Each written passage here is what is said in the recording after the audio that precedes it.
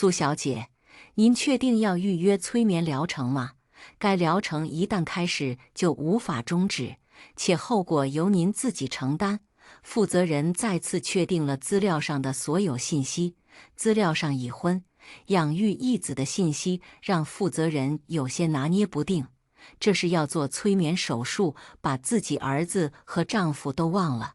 苏文文垂眸看了看手机上不断弹出的消息，视线最后停留在女人发来的照片上。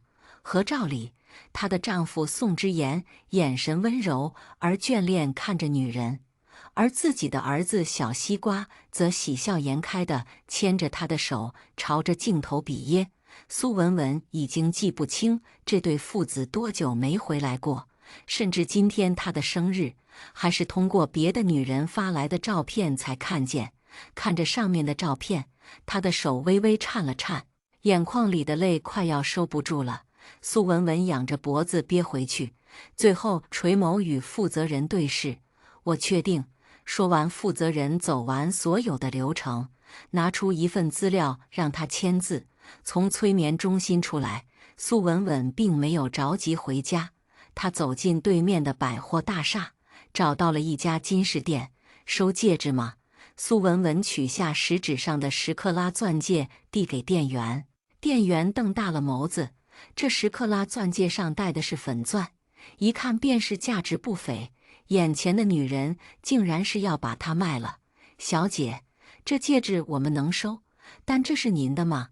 市面上粉钻价值100万以上，这么贵重的东西说卖就卖，店员不得不小心谨慎些。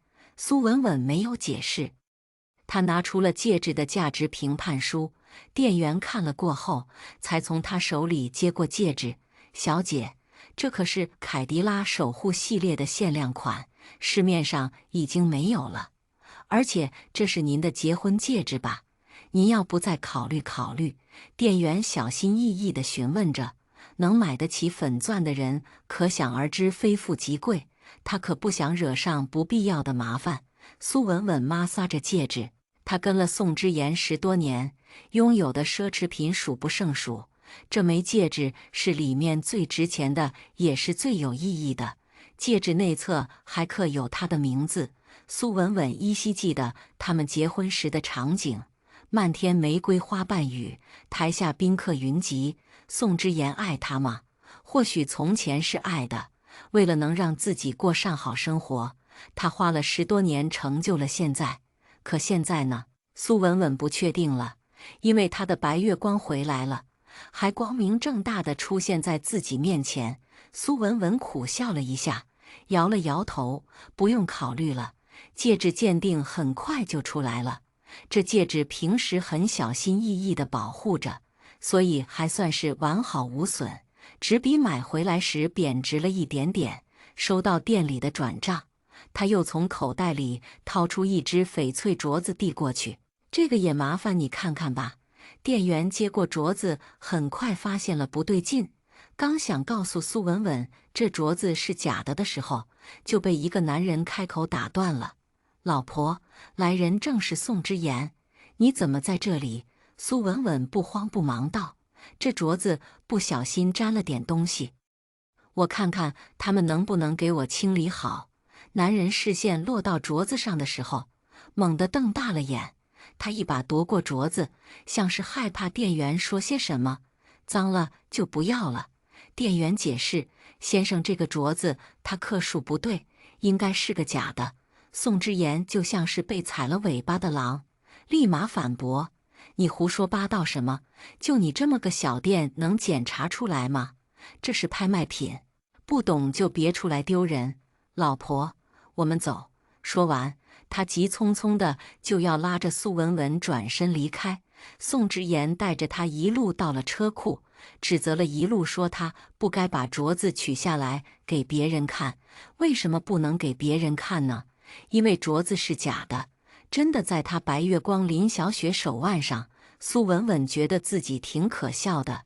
前段时间宋之言带着她参加拍卖会，她一眼就看中了这只镯子，想让宋之言作为生日礼物送给自己。300万。苏文文不是一个爱慕虚荣的人，她看上的是这镯子的寓意，长相厮守，白头偕老。女人这一生最爱幻想的，不过就是跟自己的丈夫走到生命尽头。苏文文也一样。宋之言本是拒绝的，他认为那镯子不适合苏文文，他还难过了好一阵。哪知过生日的前1个月，宋之言忽然告诉他镯子买回来了。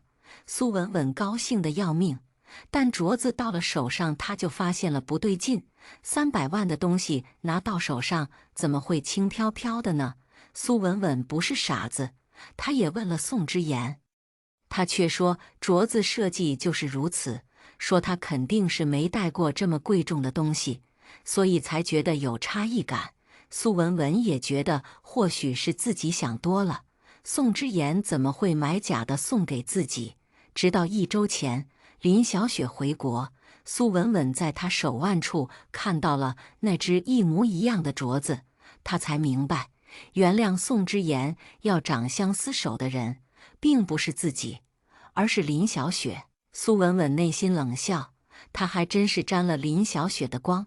两人走到车前，刚打开了门，一个身影就窜了出来。爸爸，你怎么这么慢？不是说好了要去给林阿姨买生日礼物吗？是小西瓜。看见苏文文，他微微一愣，妈妈，你怎么来了？原来宋之言之所以会出现在这里，是为了给林小雪买生日礼物。也难怪林小雪会给自己发挑衅的信息，没想到两人的生日竟然在同一天。但显然宋之言和小西瓜都不记得了，这个位置是留给林阿姨的，你不能坐。见苏文文就要坐在副驾驶上，小西瓜皱着眉，凶巴巴地制止他。苏文文就维持着那个动作，静静地看着这两父子。末了，宋之言尴尬地摸了摸鼻子，呵斥了小西瓜一句，然后拉着苏文文坐进了车里。车里气氛压抑，宋之言展开话题道：“这手镯不喜欢吗？上次拍卖会你不是说挺喜欢的？”苏文文确实挺喜欢这个镯子的，说是喜欢镯子，不如说是喜欢它的寓意，长长久久，永相守。上面交织的双生结是他最喜欢的设计，可手里的这只镯子是假的。不仅镯子是假的，宋之言给自己的爱也是假的。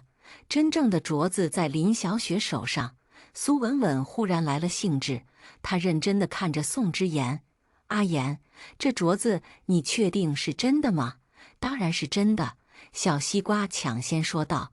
他翻了个白眼，那双和宋之言极其相似的脸透露着厌烦和不耐。“这可是爸爸特地给你买的，你不说谢谢就算了，还怀疑爸爸？哪有你这样的女人？你可别不识好歹，怎么跟妈妈说话的？”意识到小西瓜情绪有些过激，宋之言连忙制止他，继续对苏文文。转而他又温柔地询问：“怎么突然这么问？这镯子是我从拍卖场买回来的，送给你做生日礼物的，当然是真的。老婆，我怎么可能给你送假货，是吗？”苏文文勾唇轻蔑的一笑，如果不是刚刚那一出，或许他都要信了。不过也无所谓，反正他马上就会忘掉这一切，忘掉这个虚伪又恶心的男人。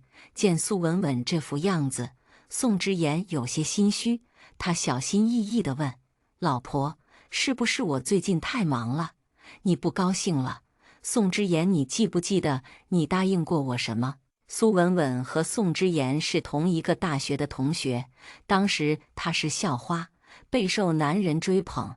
这其中也包括了宋之言，但苏文文是单亲家庭，父亲出轨后抛弃母亲，从小跟着母亲长大的她极度缺乏安全感，缺乏对人的信任，所以她抗拒所有人的靠近，直到身边的追求者一个接着一个放弃，最后只剩下宋之言苦苦坚持，她才终于被打动。并且给宋之言提了一个要求：不要骗我，即使你不爱我了，也不要骗我。少年时的宋之言欣然同意，并且立下誓，如果做不到，就永生不得好死，不得好死。苏文文讽刺地笑了笑，也不知道老天收不收他这么个负心汉。女人认真的模样让宋之言微微一愣。苏文文跟了他10多年，陪他打拼了10多年，最难的时候，苏文文跟着自己应酬喝酒，喝进医院。17、18岁的年纪，女孩明明疼得连背都直不起来了，却还一个劲儿地安慰自己是宋之言知道自己欠苏文文的太多，所以他拼了命地赚钱创业，有了现在的成就，给了他这份感情满意的答卷。宋之言清楚地知道，当初之所以跟自己在一起，是因为那时的宋之言充满了真诚和爱。现在呢，他咽了口唾沫，心慌得厉害。难不成苏文文发现了？不可能，自己藏得那么好。再说了，就算是真发现了又怎么样？林小雪是自己的初恋，当初林小雪家里条件好，看不上自己，导致2人分手。他心里一直有个年少时的遗憾。现在林家落魄，林小雪刚回国，他作为朋友送个礼物而已，又有什么大不了？当然了，这些只是他心中所想。要是叫苏文文知道了，一定会指着他鼻子骂他混蛋。宋之言挤出和往日无异的微笑，当然记得，问下我从来没有骗过你，这镯子是真的，我对你的爱也是真的。苏文文静静地看了他一会儿，心里竟然有一丝触动。是了，要不是自己亲眼所见他微信小号里对林小雪10年1天不落的关心，要不是林小雪给他发来2人亲密无间的照片，苏文文就又要被他骗过去了。手机里林小雪的消息还在不断输送着，寂静的车内格外明显。苏文文烦躁不已，一旁的宋之言关切地问道：“怎么了，阿言？如果有人想要挑拨我们的关系，你会怎么做？”苏文文话音刚落，宋之言顿时皱起眉：“是哪个不长眼的来给我老婆添堵了？你告诉我，我现在就去收拾他。如果这个人是林小雪呢？”提到这个名字，苏文文明显感受到宋之言整个人都僵硬了一瞬。“你怎么知道他？你监视我？”“我没有。”苏文文刚要解释，宋之言忽然暴跳如雷：“苏文文，你怎么变成这副样子？小雪只是我的朋友，我关心关心她怎么了？你犯得着上纲上线的？我以为你跟那些每天在家神神叨叨的家庭主妇不一样，现在看来你也变成了这个样子。你这样我还有什么私人空间？”他愤怒的指责就像是在控诉苏文文无理取闹一样，可苏文文也只是问了一句，而且什么都没说，他就心虚了。面对宋之言的怒吼，苏文文哑口无言，他不知道自己该说什么。往日那个对自己一往情深的宋之言，如今劈头盖脸地骂自己什么都不是。苏文文觉得自己真是可悲，精挑细选的伴侣，现如今成了伥鬼。车内长久的沉默，他没控制住流了泪，一滴一滴砸在真皮车垫上。宋之言看着突然哭泣的苏文文，有些手足无措。我错了，我刚刚只是太激动了。文文，你别哭啊！”他轻声细语地哄着，就像从前2人吵架时一样。但苏文文就是停不下来，他的脑海里不断闪过林小雪发的照片和消息。为什么呢？为什么10多年的感情比不上他出现的1、2天？苏文文想破了脑袋也不能理解。宋之言，你变了，你不爱我了，我要走！呜呜呜！他哭泣的样子让宋之言心头一软，急忙把他抱进怀里，拍着肩膀哄着：“我怎么可能不爱你？文文，别说胡话，我最爱你。”也就是在这时，宋之言的手机忽然响了，跳跃的来电显示让他哄人的动作一顿。苏文文甚至不用抬头就知道是谁。看着男人左右为难的样子，她擦干了眼泪：“接吧，心里默默发誓，这是自己最后一次为他失控。宋之言边看手机边敷衍的解释：“就是公司的电话，文文你在车里等我。”说着，他开了车门出去，隔着窗户，苏文文都能看见他嘴角似有若无的笑意。5分钟后，他又回到了车内：“文文，公司出了点事，我得回去一趟。小西瓜我也带过去吧，可能会晚点回来，你不用等我们吃饭。”苏文文觉得挺新奇的，以前宋之言只要说谎，脸就会涨红，现在是面不改色心不跳了。或许是因为骗他，已经成为了他的习惯。苏文文随口问了一句：“不能不去吗？公司今天不是放假吗？你为什么？”文文，宋之言忽然冷了脸：“我不喜欢你这样。”说完，他又重重地叹了口气，捧起苏文文的手：“乖，你先回去好吗？”苏文文很想说不好，她就是要去见见那个叫林小雪的女人，看看她到底是给这对父子灌了什么迷魂汤。但她又忽然觉得没必要，都已经要结束了，再纠缠这些没意义的事，只会让自己徒增烦恼。她刚想收回手，忽然宋之言一把拽住了她的手腕：“文文，我们的婚戒呢？”苏文文冷不丁地抖了一下，才想起婚戒已经被自己卖了。她面无表情地说道：“放家里了。”宋之言皱了皱眉，想再问2句。手机铃声再次响了起来，是林小雪在催他。他也不再纠缠着问下去，又叮嘱了苏文文2句，让他回去把婚戒带上，就把人送到家，开着车又走了。苏文文看着他远去的车影，眸子暗淡下来。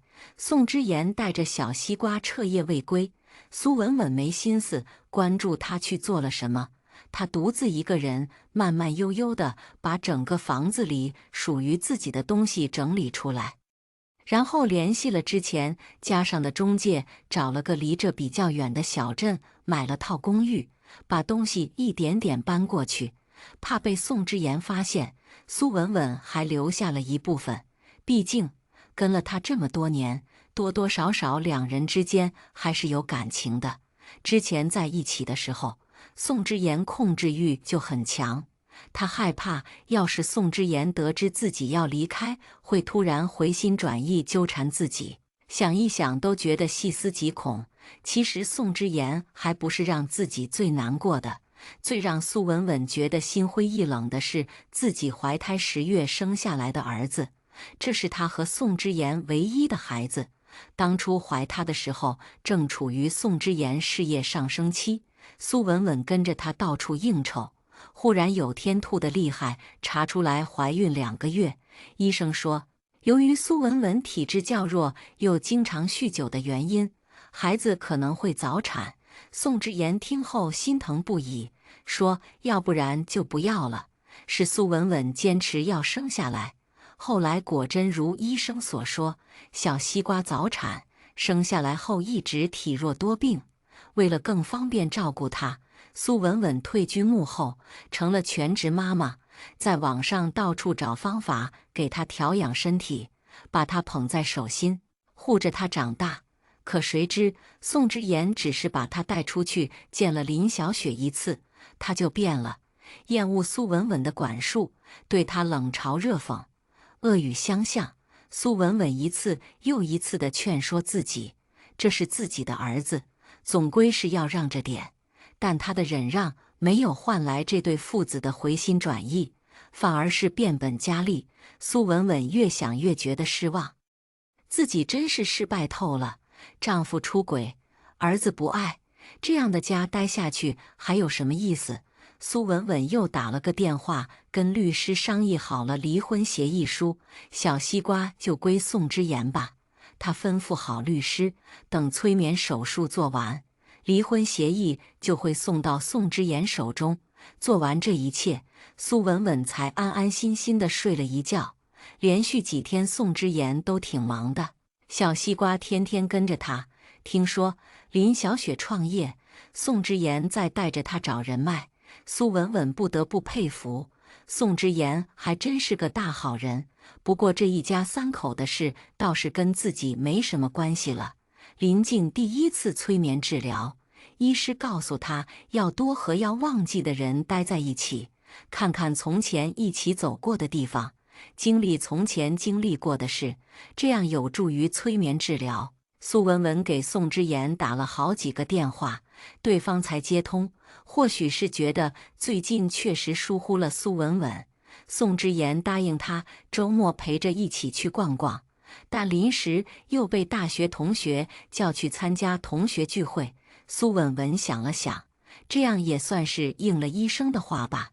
地点在市中心的豪华酒店，宋之言一手牵着她，一手牵着小西瓜走进包厢，里面气氛正活跃，听到动静纷纷侧目。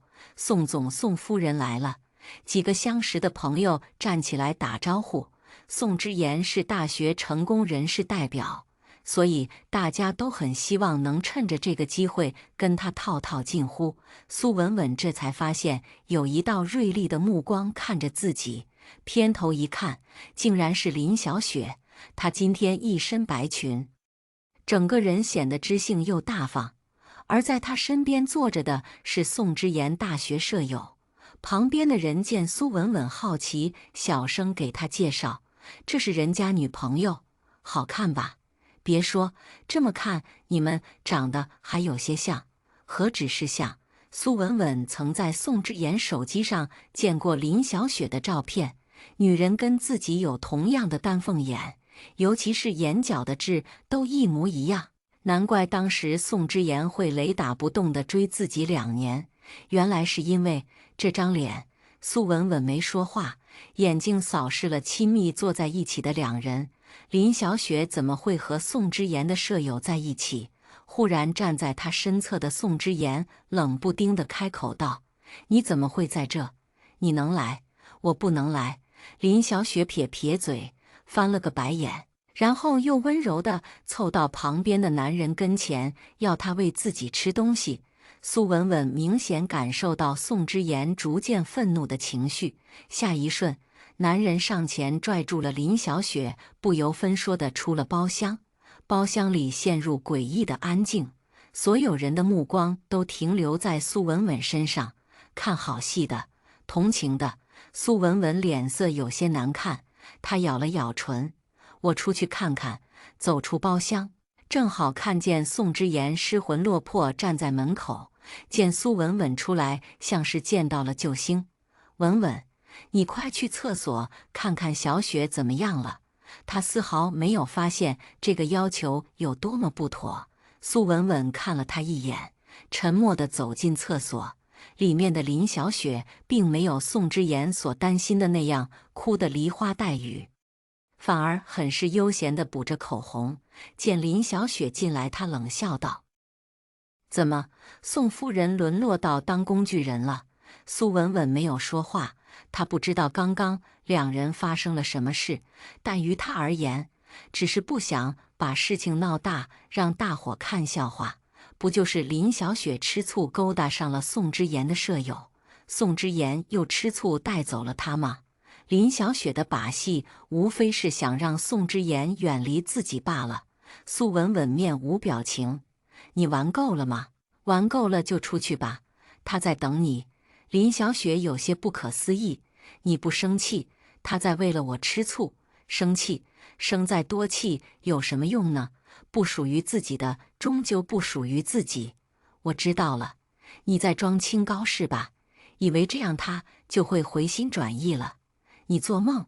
林小雪冷笑着说完，忽然狠狠地抽了自己一巴掌，然后大叫一声。苏文文满脸疑惑，刚想开口，身后一股巨大的力量就将她狠狠地撞开。她没站稳，重重地摔倒在地，疼得几乎整个人都要昏过去了。“小雪，你怎么了？”林小雪捂着自己的脸，哭得上气不接下气，直言：“宋太太她不喜欢我，她让我离你远点。”呜呜呜！我说我们只是朋友，她就骂我是狐狸精。宋之言瞪大了眼睛，脸色阴沉地看向苏文文：“是你打的？”苏文文刚想要开口，忽然宋之言一巴掌狠狠地甩在了他的脸上，抽得他整个人磕到了厕所的门把手，鲜血从他的后脑勺流了出来。外面叽叽喳喳的议论声几乎将他所有的理智吞没。我没有。说完，他重重地栽了下去。再醒来，苏文文身处医院。他睁开眼的第一件事就是找到手机，拨打了催眠机构的电话。手术能提前吗？我等不了了。他受够了这样的折磨，不想再继续下去了。就在这时，病房的门被推开，宋之言皱着眉问：“文文，你说要做什么手术？”苏文文吓得立马将手机藏在身后：“没什么，就是问问我背上的疤要不要做手术。”酒吧里，宋之言那么一推，把苏文文的后背划了很长一道疤痕，看起来狰狞又恐怖。苏文文本不想这么说的，但为了让宋之言不起疑心，他只好提起这件事。宋之言皱了皱眉，像是在思索：“是吗？可我刚刚明明是听见了催眠手术什么？文文，你背着我干了什么？”男人的质疑的眼神吓得他一哆嗦，难不成就要被发现了？苏文文的心慌得厉害。好在进来的不只是宋之言，还有林小雪和小西瓜。他上前拉着宋之言的胳膊，娇滴滴地说道：“之言哥哥，你别这么凶啊，嫂子才刚起来呢，说不定是有什么误会。”小西瓜也一满脸鄙夷地说道：“妈妈能背着你干嘛？她巴不得整天都黏着你，一点眼力见都没有。”宋之言听了也确实如此，结婚10多年，苏文文确实除了黏着自己就没有什么其他的活动了。想到这，男人眼底闪过一丝柔情，他收了怀疑的心思，温柔地坐在苏文文身边，殷勤地给她喂水果，又一边哄着苏文文道：“是我太激动了，对不起文文，当时我脑子就是一热，只是不想你在酒吧里出事而已，所以我才不小心推了你。老婆别生气。”听着他的道歉，苏文文心里没有一丝波澜，反而觉得无比的膈应和恶心。宋之言，你说这话你自己信吗？当他冲过来抱着林小雪，把自己推到一边的时候，当自己痛到昏迷的时候，明眼人都明白他心里在乎的是谁。在场那么多人，苏文文不敢想象自己在别人眼中成了什么样子。既然你心里有了别人，为什么还是不肯放过我？反反复复的纠缠已经叫他身心疲惫。他不明白为什么他的心里已经装了别人，却还要假装深情地出现在自己身边。苏文文迫切地想要得到一个答案，或许这个答案并不重要。宋之言微微一愣，没想到苏文文会突然这么说，没来由的，他觉得有些心慌。老婆，你说什么呢？林小雪听见他叫老婆，咬了咬牙，挤出一个比哭还难看的微笑。对呀，嫂子，你说什么呢？之言哥哥可是只爱你。苏文文听见他矫揉造作的声音就想吐，他冷冷地瞪了林小雪一眼。据我所知，宋之言是独生子，你一口一个嫂子，难不成你是他的情妹妹？你……林小雪涨红了脸。医院人多，两人的争吵声已经吸引了外面走廊的人。她咬了咬唇，又恢复了刚刚的微笑。文文姐，我怎么听不懂你咋说什么？装下去有什么意思呢？我不是傻子，宋之言，既然你爱的不是我，那你为什么不早点告诉我？不然我也不会这么死皮赖脸的跟着你，还给你生了一个孩子。宋之言，你骗我的时候，难道良心不会痛吗？苏文文静静地看着他，像是透过他寻找出悔恨的情绪，然而没有。宋之言冷静的可怕。苏文文明白，那个爱自己如命的男人早就在这些年的尔虞我诈中消失殆尽。他是第一次有了无力感。妈妈，你在胡说八道什么呢？爸爸每天忙里忙外，不都是为了这个家吗？而且你吃的穿的住的，哪一样不是花的爸爸的钱？既然都这样了，就别不知足了。小西瓜冷冷地说道，像是一盆冷水，把苏文文浇了个透心凉。在小西瓜眼里，她这个母亲整天无所事事，像个闲人一样，根本没有资格跟宋之言这么说话。苏文文忍不住反思，到底是从什么时候，小西瓜变成了这个样子？是从林小雪第一次出现吗？她明艳又大方，浑身上下透露着高贵与美丽。而自己呢？苏文文审视了自己一番，衣服虽然是奢侈品牌，但为了方便应酬，从来都是黑白配色，看起来冷漠又没有人情。皮肤也因为长期做方案熬夜变得蜡黄，看起来就像是苍老了10多岁。和林小雪比起来，自己确实是差了108000里。可那是因为，比起穿衣打扮，苏文文更在乎的是宋氏，是这个家。面对小西瓜的冷嘲热讽，苏文文涨红了脸，她一把拽过小西瓜的胳膊，愤怒地质问：“我不知足，你爸爸忙，难道我就不忙吗？我每天忙里忙外的照顾你，为了什么？你凭什么这么对我？”此刻的苏文文想也不用想，就知道自己的神情一定很难看，但她顾不上那么多了，她就是想要发泄，想要质问，想问凭什么？她到底做错了什么？要被这父子俩轮流羞辱和折磨？文文，苏文文失控的模样，吓得小西瓜嚎啕大哭。一旁的宋之言连忙上来扯开了他：“你干什么？再怎么样也不拿孩子撒气。”孩子，苏文文恨不得当初没有生过孩子。都说孩子生下来是报恩的，可现在看来都是假的。小西瓜的所作所为让他心寒，让他愤怒，让他绝望。文文，你是不是最近压力太大了，变得这么敏感？以前你明明很懂事的。宋之言重重地叹了口气，像是责备，又像是感悟，说着无心，听着有意。苏文文冷笑一声：“我懂事，所以你就背着我乱来，纵容小三在我面前挑衅。”宋之言攥紧了拳头：“你说谁是小三？”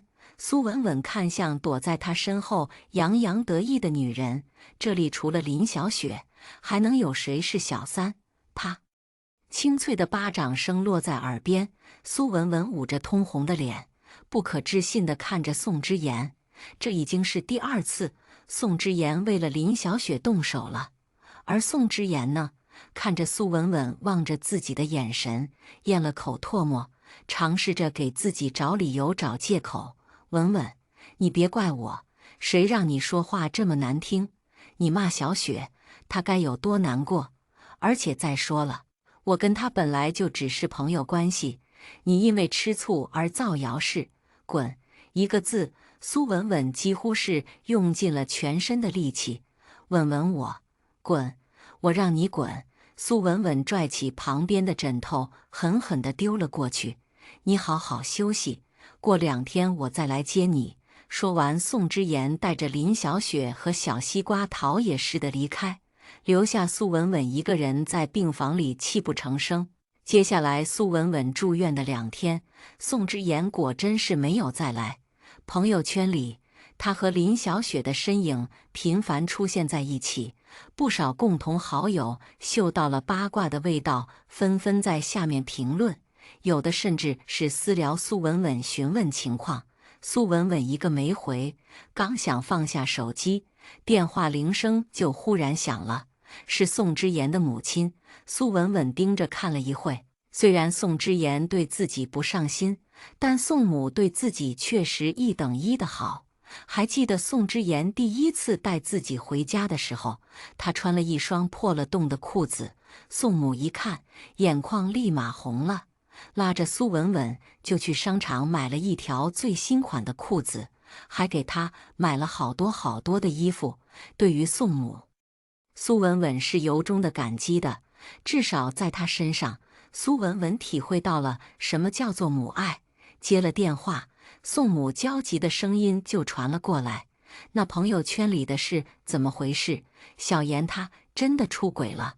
苏文文不想让他多想，这毕竟是两夫妻之间的事，再加上要是真让宋母知道了，他一定会打电话给宋之言，把他狠狠地教训一顿，再做个和事佬。到时候他还怎么离开？想来想去，苏文文还是没有把真相告诉宋母，而是骗着他说那只是宋之言的朋友而已。哪知宋母根本就不信。文文，你别骗我，那个女人华成辉我都认识，她不就是看小妍现在有本事了，所以才回来的。林小雪和宋之言的事不是秘密，当初林小雪嫌弃宋家穷，把他甩了后，宋之言就一直萎靡不振，甚至是想过自杀。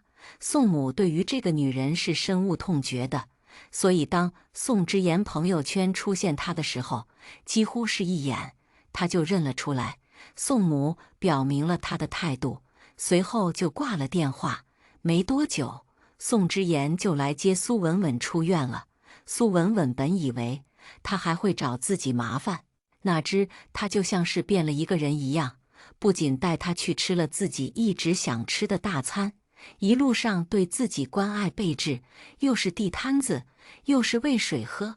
有那么一瞬间，苏文文觉得好像两人回到了从前，回到了林小雪还没回来的时候。那时候的宋之言满心满眼都是自己，但他很确定这一切不过都是假象了。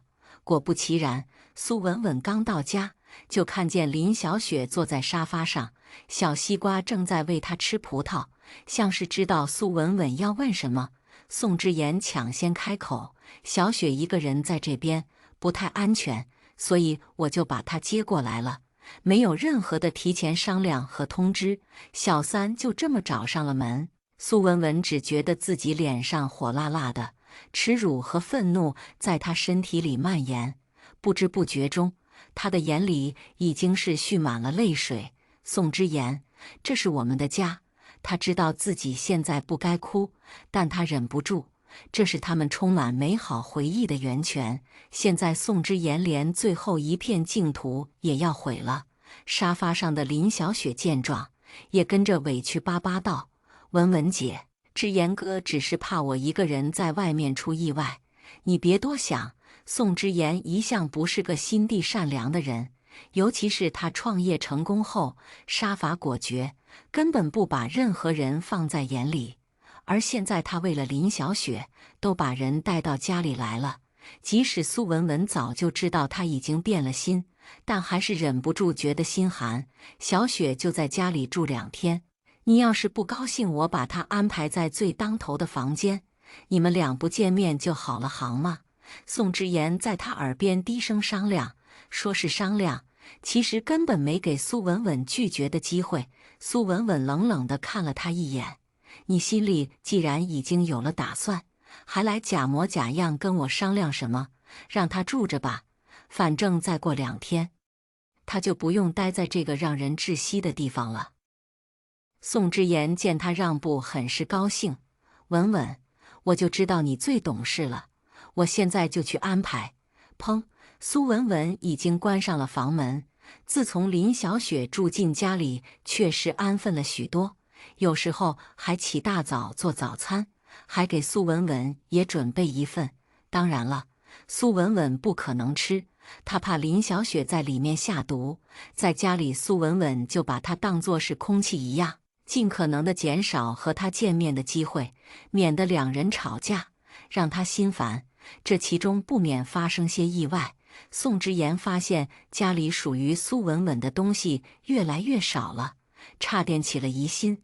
苏文文装作满不在意地说：“这是因为旧了，所以丢掉了。”可是那些衣服不是刚买没多久吗？宋之言记性不差。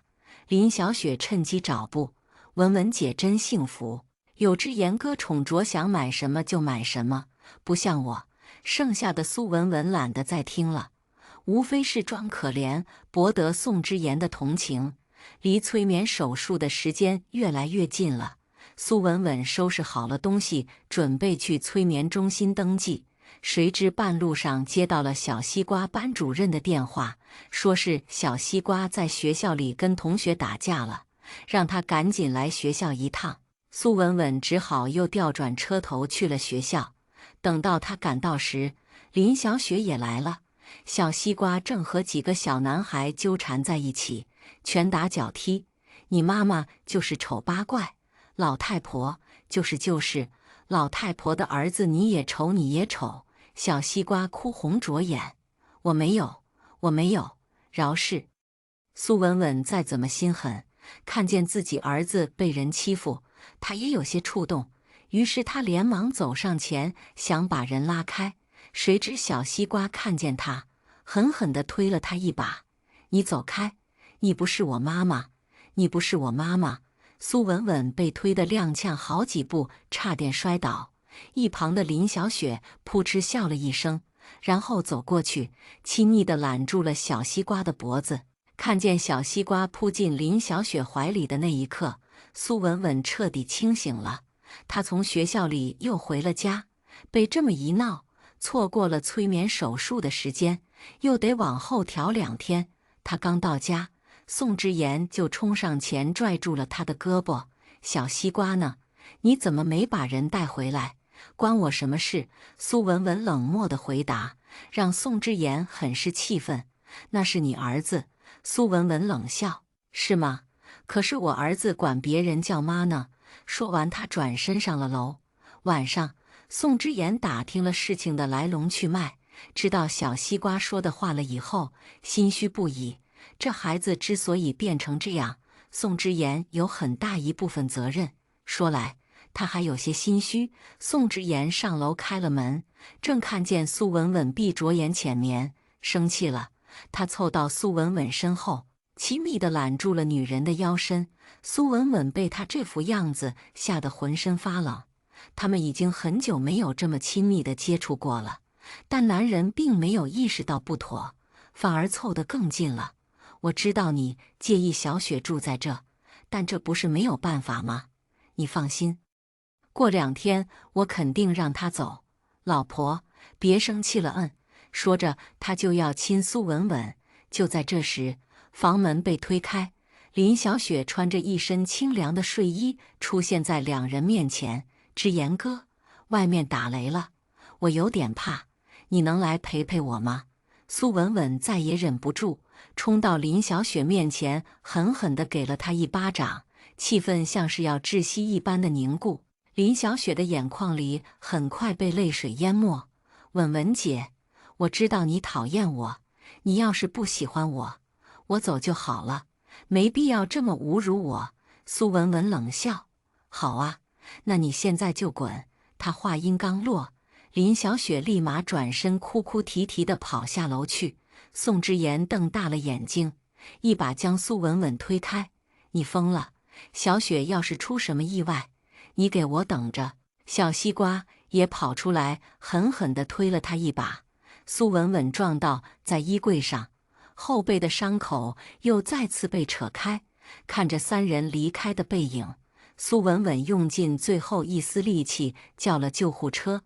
等到伤口处理完，他直接联系了催眠中心的负责人，加了30万插队做手术，进入催眠大厦。这一次再也没有任何人能阻拦他了。林小雪并没有走远，毕竟她只是做个样子给宋之言看看，顺便刺激一下苏文文。宋之言找到他的时候，他刚好滴完眼药水。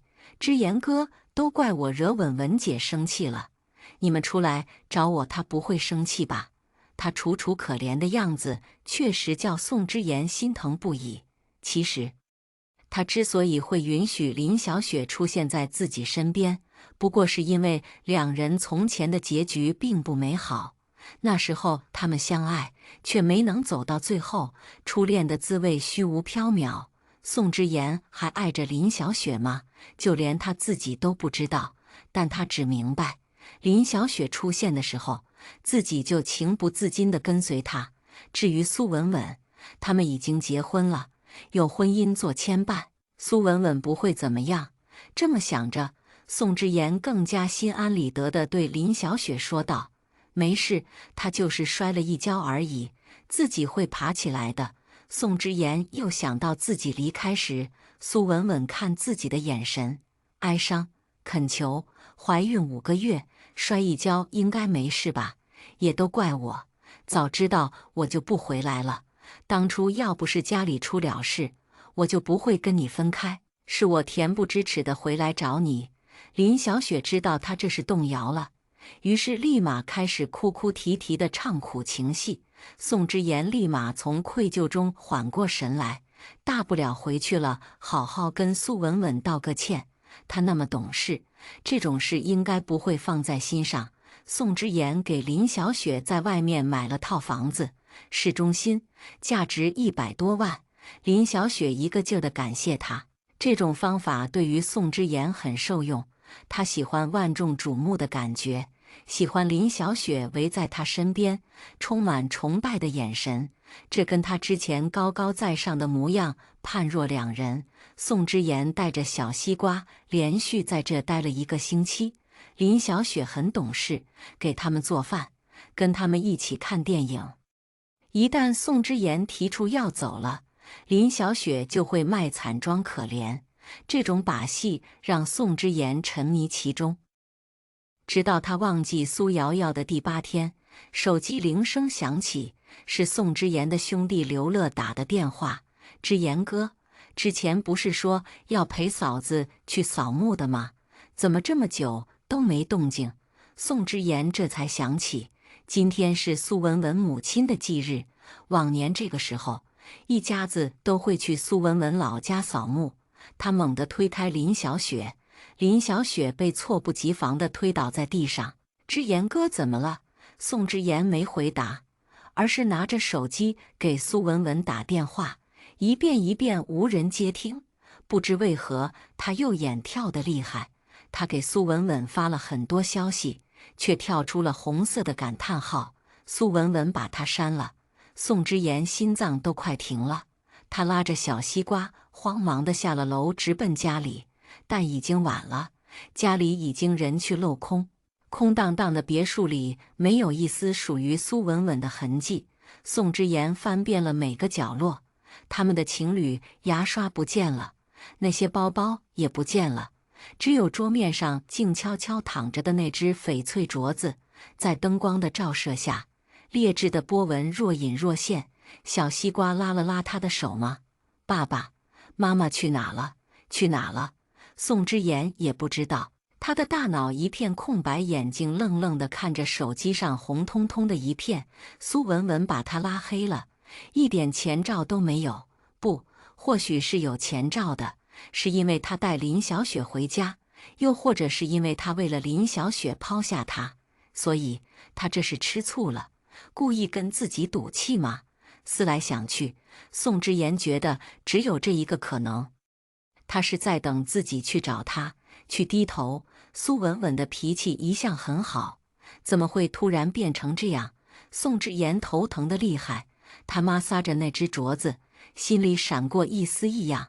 手机里林小雪的消息不断弹出，有穿着真丝睡裙的照片，还有哭得梨花带雨的眸子。之言哥哥，你什么时候回来？宋之言忽然想起，自从林小雪来之后，他似乎已经很少和苏文文说话。他撒谎出去陪林小雪过生日，欺骗苏文文出差陪林小雪逛街。宋之言想起之前苏文文记性不好，把社交账号的密码告诉过他。等到他登上去，看见里面的内容后，整个人面色苍白。在苏文文的私信里，全都是林小雪挑衅的话。从他回来的第1天开始，他买的花到最后1天，他送的手镯，林小雪全都告诉了苏文文。难怪那天苏文文会问自己有没有骗他，原来他早就知道。原来恰在这时，门被打开，林小雪风尘仆仆地走进来，哭哭啼啼地扑进宋之言怀里。之言哥哥，你为什么不理我？我一个人好害怕。若是放在平常，宋之言早就将他抱在怀里，轻声细语地哄了。可他现在满脑子都输苏文文以及林小雪对他说的那些话。宋之言只觉得怀里的女人恶心至极。他知道林小雪刁蛮任性，回国出现在自己面前，无非是为了从自己身上得到些什么。可他千不该万不该对苏文文下手，即使他有了二心。可跟苏文文相比，林小雪只不过是他年少的遗憾，而苏文文跟着自己吃了这么多年的苦，还给自己生了孩子，是当之无愧的正主，现在却被林小雪气走了。他胸口剧烈起伏，一把将林小雪推开。之言哥，怎么了？林小雪也意识到面前的宋之言好像忽然变得不一样了。宋之言把社交平台的聊天记录甩在林小雪面前，你看看你干了什么？手机狠狠地砸在她脸上。林小雪吓得大气都不敢出，她颤巍巍地捡起地上的手机，上面的聊天记录她眼熟不已。之言哥哥，你听我解释，我只是想要你多爱我一点。既然你已经不爱他了，那他就应该懂事一点，离开你，不是吗？林小雪的目的很明确，她就是要赶走苏文文，取代她成为宋太太。她也有这个信心。从宋之言对自己的态度来看，或许他只是和苏文文搭伙过日子罢了。但现在看来，他错了。宋之言哪里是不爱苏文文？啪！宋之言狠狠地给了他一巴掌。你在胡说八道什么？宋之言都明白，他是哪来的自以为是能和苏文文相比。这一巴掌打得林小雪整个人都跌倒在地。他咬了咬唇，从地上爬起来。难道我说的我不对吗？之言，你爱的是我，一直都是我。如果不是爱我，你怎么会收留我？怎么会给我送这么贵重的东西？林小雪一番话让宋之言沉默了。他攥紧了拳头，脑海里闪过这半年来的一幕幕。最后，他站起身，将手机捡起来，滚出去。林小雪瞪大了眸子，不可置信地看着宋之言。之言，你让我滚！这大概是重逢之后他说过最狠的话。宋之言垂眸冷冷地看着他，不仅滚出这里，从海市也滚出去。现在的宋之言在海市只手遮天，他有的是办法折磨一个人。林小雪脸色苍白，她没想到宋之言竟然这么冷血。之言，到底发生什么了？为什么突然这么对我？发生什么了？文文走了，你知道吗？她不见了！宋之言怒喝道。一旁的小西瓜也被吓得大喊着要找妈妈。她不见了，不是更好吗？这样我们就能在一起了。之言，我知道你还爱着我，给我个机会好不好？林小雪仍然不死心，她拽住宋之言的胳膊，企图用单薄的身体吸引他的注意力。可宋之言已经不吃这一套了，他沉着脸叫来保镖，把人带出去，所有的东西都收回来。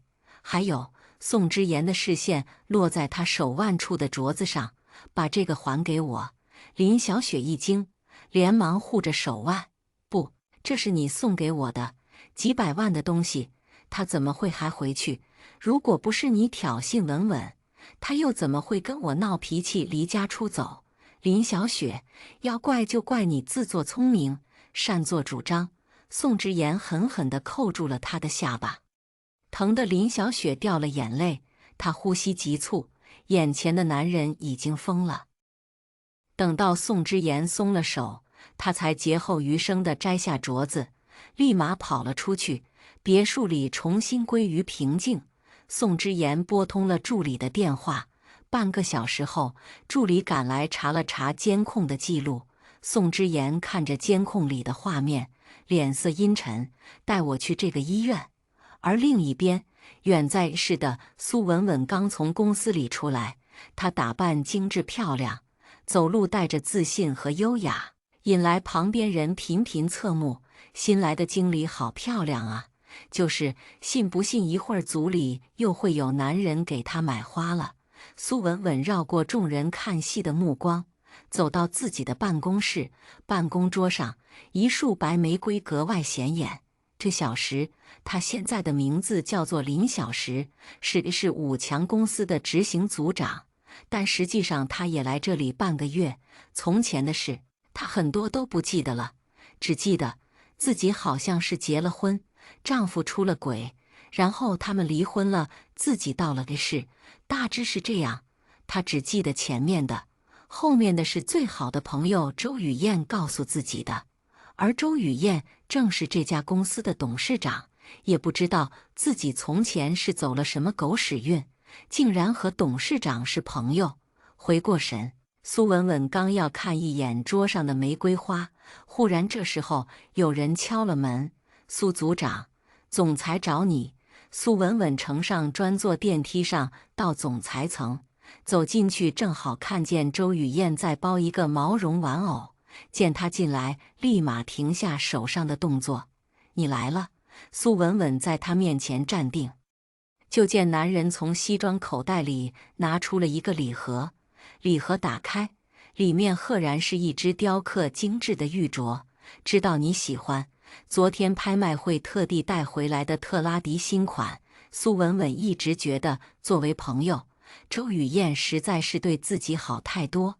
她现在住的房子，开的车都是周雨燕给的，每个月拿着比其他同事高1倍的工资，身上的首饰也大多出自周雨燕之手。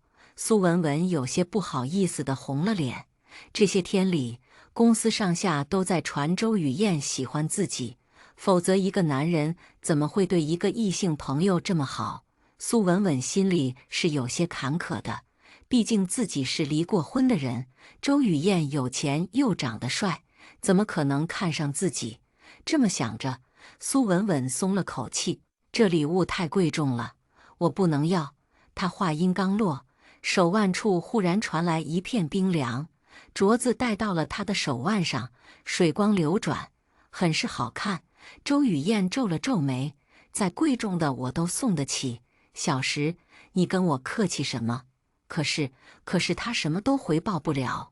苏文文心里小声嘀咕着，忽然想到明天就是周雨燕的生日，既然自己在物质方面做不到回报，那心意呢？苏文文决定亲自下厨给她做一顿饭。下了班，周雨燕要送她回家，都被她一口拒绝。苏文文叫了车，直奔超市，哪知上了路就开始堵了。师傅抱怨：“这2天都是咋回事？这高架路上怎么也堵车？”他话音刚落，就见有人到了面前敲窗户，车窗摇下，只见一个保镖模样的人拿着一张照片递到司机面前，问道：“这人见过吗？”苏文文一眼就看见了照片上的人，那张脸憔悴的惨白，像是家庭主妇，五官和自己长得很像，很像。苏文文不知道为什么自己会蹦出这个念头，她赶紧捂住了嘴，把头扭到一边。而司机也没认出照片上的人就是苏文文，毕竟2人气色差距实在是有些大。见没问出结果，保镖转身离开。苏文文不明白，难道之前自己做了什么事？她刚想着，忽然车子猛地急刹，一辆黑色的宾利撞上了他坐的出租车，苏文文的头狠狠撞在副驾驶的后背上，砰！巨大的声响，电光火石之间，苏文文迷迷糊糊地睁开了眼。文文，她听见有人叫自己的名字，但脑袋实在是太疼，重重地倒在了后座上。再醒来，刺鼻的消毒水味将她熏醒。苏文文睁开眼，头痛欲裂。病房外的走廊上，隐隐传来争吵的声音。她口干舌燥，声音嘶哑地叫了一句医生。病房的门很快被打开，进来的是一个陌生的男人。文文，你醒了，感觉怎么样？有没有哪里不舒服？男人上前就是一番热切的关心，吓得苏文文直往后缩。他眼神警惕地看着宋之言：“你是谁？”宋之言愣住了，面前的女人与离开的时候大不一样。那天他得知苏文文去了医院后，急冲冲的就带着小西瓜过去了。谁知到了医院，医生却告诉他，苏文文早就走了。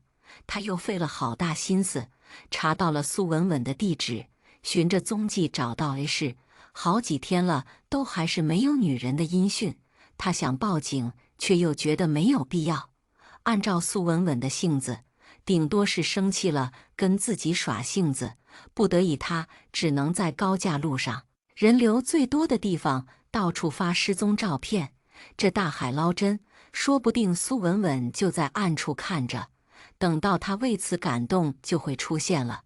事实也果真如他所料，苏文文确实出现了，只是与他的车子发生了追尾。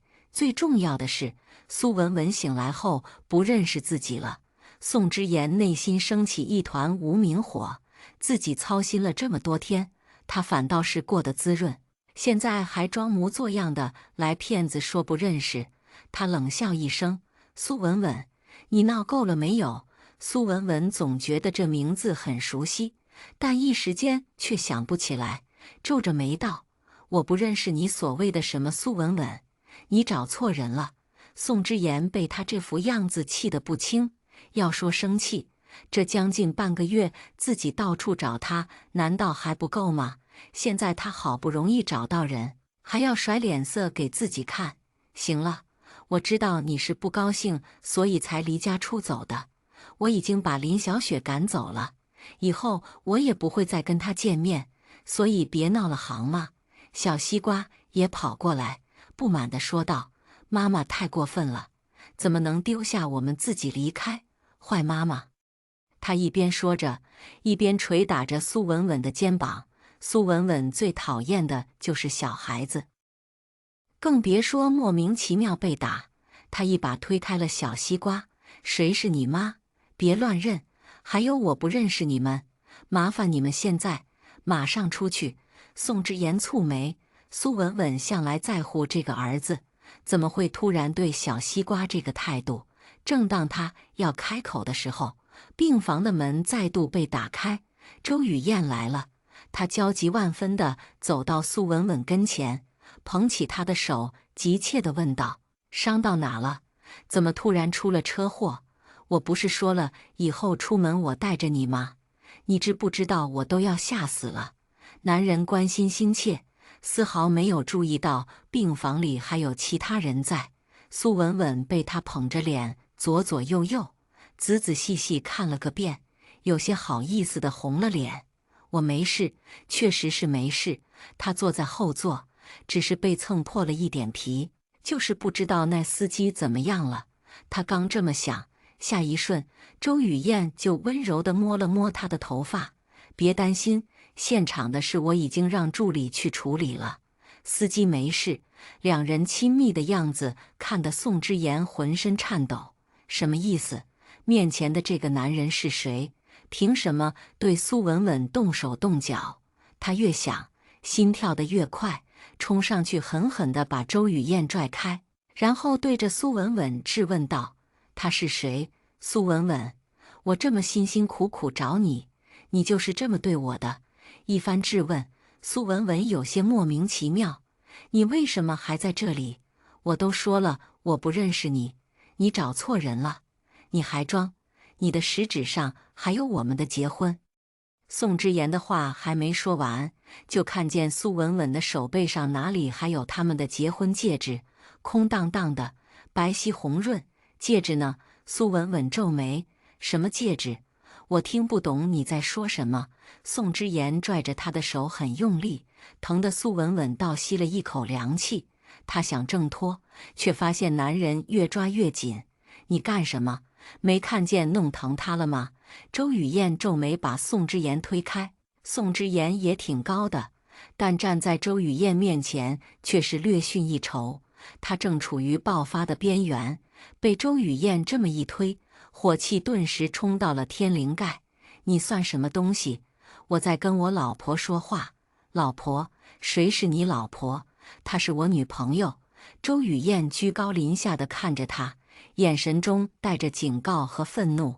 她不是不知道眼前的男人是谁，当初苏文文在他的催眠中心做手术的时候，他就在苏文文的手机上见过这个男人，一个出轨、彻头彻尾的人渣，有什么脸找到这来？是的，那家催眠中心是周雨燕的产业，苏文文来的事、改名都是他的安排，为的就是让他远离这个男人。现在他竟然又恬不知耻地找上门了。宋之言没有搭理周雨燕的话，而是死死地盯着苏文文道：“苏文文，装下去有意思吗？为了刺激我，还找个男人来让我吃醋。好了，是我不对，我给你道歉好不好？跟我回家吧。”他重重地叹了口气，像是被苏文文逼得无可奈何。苏文文只觉得无语，并不想搭理他。宋之言耐心耗尽，既然你现在不肯原谅我，不肯认我，那我和小西瓜就在一世待到你认为止。你等着。他知道苏文文倔起来，三头牛都拉不回来，索性也不再逼迫他，转身带着小西瓜离开了病房。苏文文翻了个白眼，只觉得他有病。宋之言的威胁还让苏文文担忧了一阵，就算是在不认识的情况下，他也不想看见一个神经病出现在自己生活里。没错，苏文文认为他是神经病，但好在他住院期间，宋之言没再出现，他这才放心下来。出了院第一件事就是周雨燕的生日，知道苏文文是为了给自己做饭才出的车祸，他是万万不敢再让苏文文一个人出去了。于是他张罗了一公司的人出去聚会，一群人热闹非凡。苏文文觉得有些晕，于是除了包厢，迎着冷风才感觉自己清醒了一些。刚想洗个脸就回去，哪知一转头就碰见了熟悉的身影，是那个男人。苏文文的脸色立马沉重了，他健步如低着头就准备绕地而行，哪知宋之言早就看见了他，一把拽住了他的胳膊：“文文，你怎么会在这里？”苏文文不想跟他纠缠，立马大声尖叫，引得包厢里的人纷纷跑了出来。周雨燕看见是他，立马将苏文文拉到身后：“你干什么？”见两人姿态亲密，宋之言立马就炸了。这些天他没待在A市，回了一趟公司。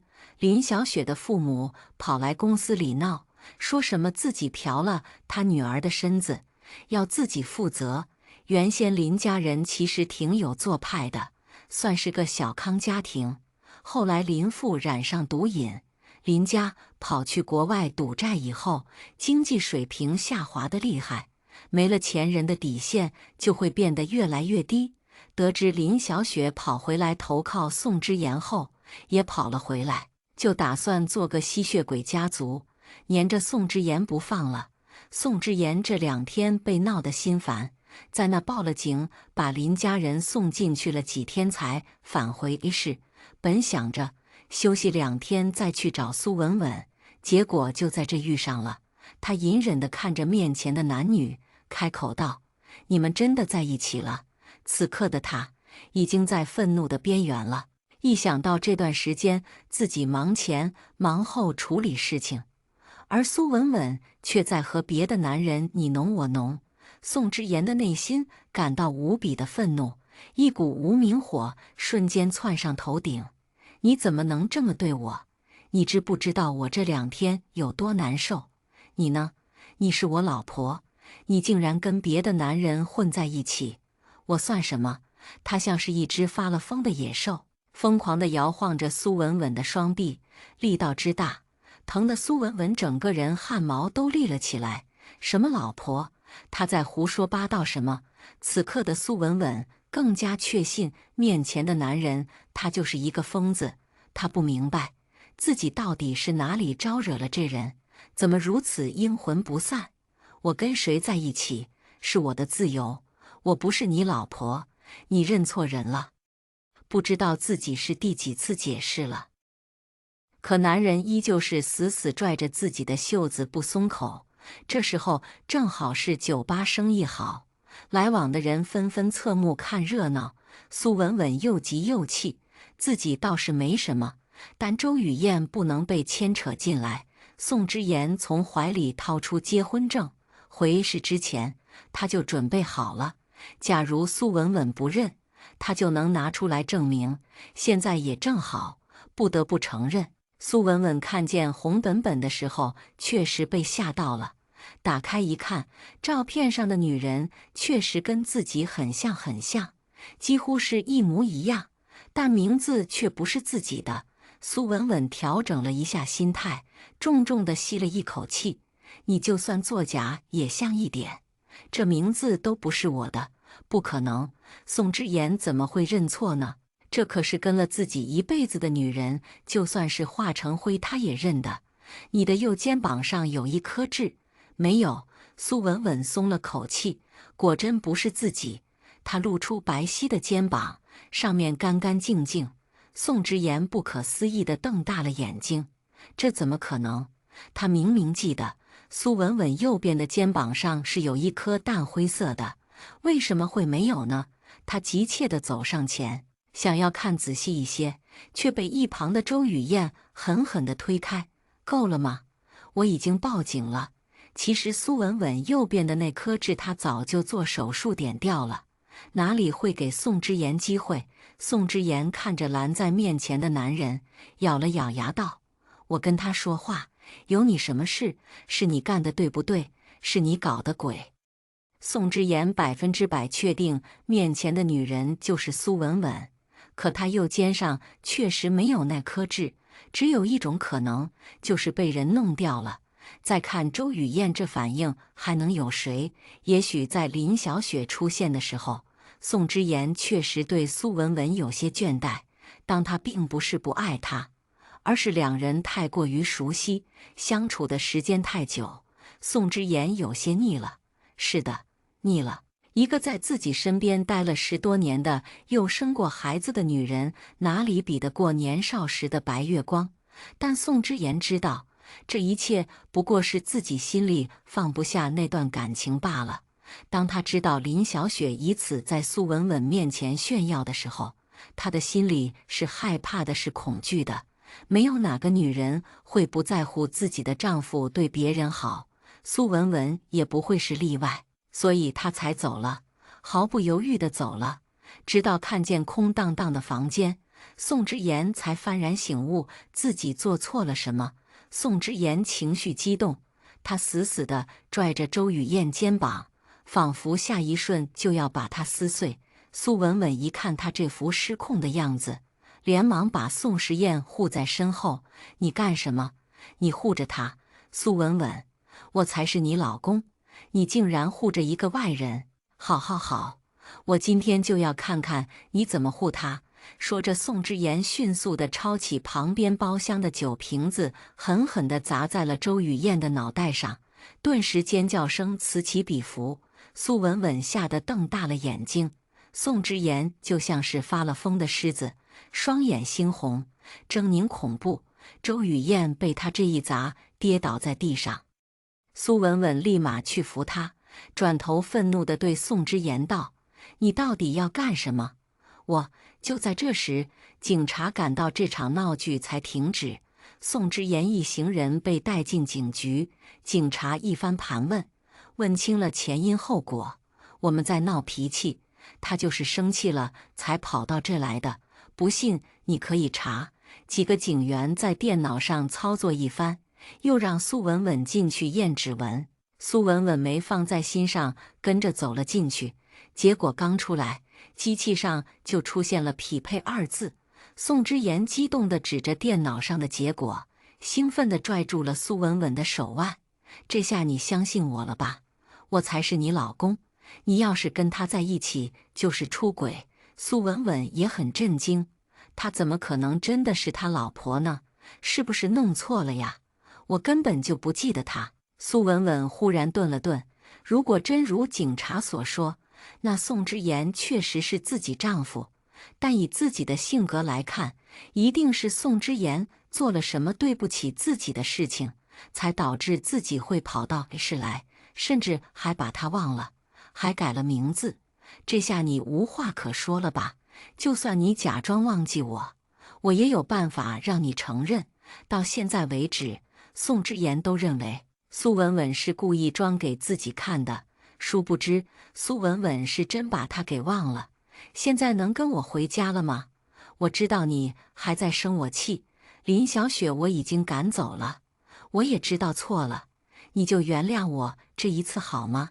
周雨燕冷笑一声，原谅你？那你从前对文文造成的伤害就这么算了？宋之言咬了咬牙，这个男人不仅对文文十分的熟悉，而且对他们之间的事也很熟悉，到底是什么来头？是啊，如果不是你伤害我，我又怎么可能会跑到这来？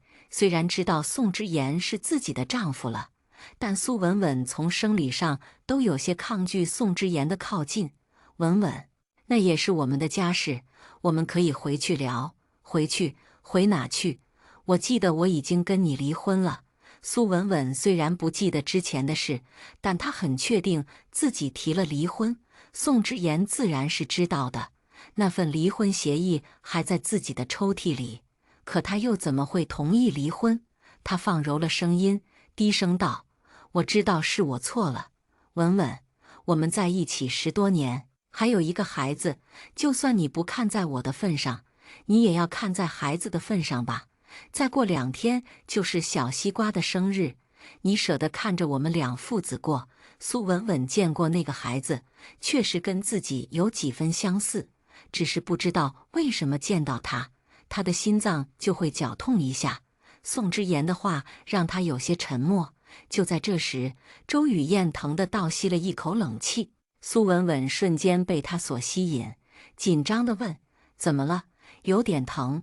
宋之言压根没注意轻重，导致周雨燕的脸上青青紫紫的一片。但作为男人，不过是挨了2下而已。宋之言知道他是故意的。你装什么呢？你干什么？还想动手？眼看着宋之言又要冲过来，苏文文连忙护在了周雨燕跟前。即使宋之言是自己的丈夫，我又如何？就这几天的情况来看，他们之前肯定是不欢而散。而周雨燕可是帮了自己很多，苏文文不是忘恩负义的人。你，好，你才跟他认识多久你就护着他？苏文文，我才是你的丈夫。既然你是我的丈夫，那你给我解释一下，为什么我会到 A 市来？一句话堵得宋之言哑口无言，最终他咬了咬牙道：“苏文文，我给过你机会了，你不珍惜，迟早会后悔。”宋之言果然是说到做到，他出现在 A 城商业会上，带着他在 A 城的一大群商业朋友游走于宴会当中，苏文文和周雨燕也在。怎么样，文文，你想好了吗？跟我回去，以后我还是对你好，我赚的钱都是你的。嫂子，宋哥不过是犯了男人都会犯的错，而且他现在也改了，你要不就原谅他呗。就是嫂子，这女人就得学会大度一点。宋哥现在做这么大，将来还不有你享福的份。大家三言两语，你一句我一句，仿佛苏文文不原谅他就是不识好歹。